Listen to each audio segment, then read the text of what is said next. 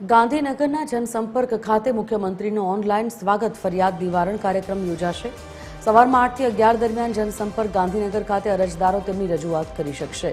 બપોરે 3 કલાકે મુખ્યમંત્રી ભૂપેન્દ્ર પટેલ રજૂઆત સાંભળશે। જનસંપર્ક કચેરી ખાતે ઉપસ્થિત રહીને ફરિયાદનું નિવારણ અને લોકોની રજૂઆતો મુખ્યમંત્રી સાંભળશે। મુખ્યમંત્રી પ્રજાની રજૂઆત સાંભળી નિવારણ માટે ઉકેલ લાવી તંત્રને સૂચના આપશે।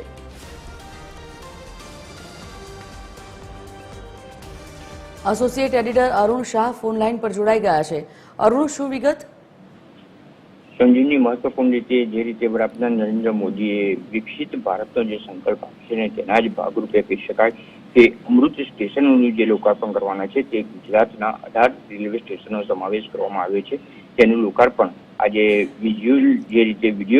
વિડીયો કોન્ફરન્સના માધ્યમથી વડાપ્રધાન નરેન્દ્ર મોદી દ્વારા કરવામાં આવશે અને તેના જ ભાગરૂપે મુખ્યમંત્રી ભૂપેન્દ્ર પટેલ આજે લીંબડી રેલવે સ્ટેશન ખાતે જે અમૃત સ્ટેશનનું લોકાર્પણ કરવામાં આવશે તે સ્થળે ઉપસ્થિત રહેશે।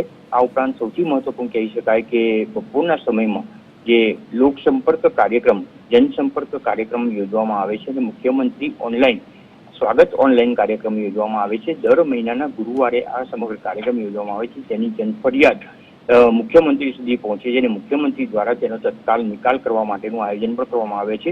વહીવટીતંત્રને યોગ્ય સૂચના આપીને તેનો તાત્કાલિક નિકાલ કરવાનો અભિગમ સરકાર દ્વારા અપનાવવામાં આવે છે અને તેના દ્વારા મહિનાના ચોથા ગુરુવારે આ કાર્યક્રમ યોજવામાં આવે છે। તેના ભાગરૂપે આ કાર્યક્રમ પણ બપોરના સમયમાં બપોરે 3 કલાકે યોજાશે અને મુખ્યમંત્રી ભૂપેન્દ્ર પટેલ આ કાર્યક્રમમાં પોતે ઉપસ્થિત રહીને ભૂપેન્દ્ર પટેલ પોતે આ જે સમસ્યા લોકોની હશે તે સાંભળીને તેનું નિવારણ કરીને જન સમસ્યા લોકોમાં સર્જાય નહીં તેમજ તેનો જલ્દીથી ઉકેલ આવે તે પ્રમાણેનો અભિગમ રાજ્ય સરકાર દ્વારા અપનાવવામાં આવ્યો છે। તેના જ ભાગરૂપે કહી શકાય કે જનસંપર્કનો કાર્યક્રમ સફળ થાય તે પ્રમાણેનો અભિગમ રાજ્ય સરકાર દ્વારા પણ અપનાવવામાં આવ્યો છે।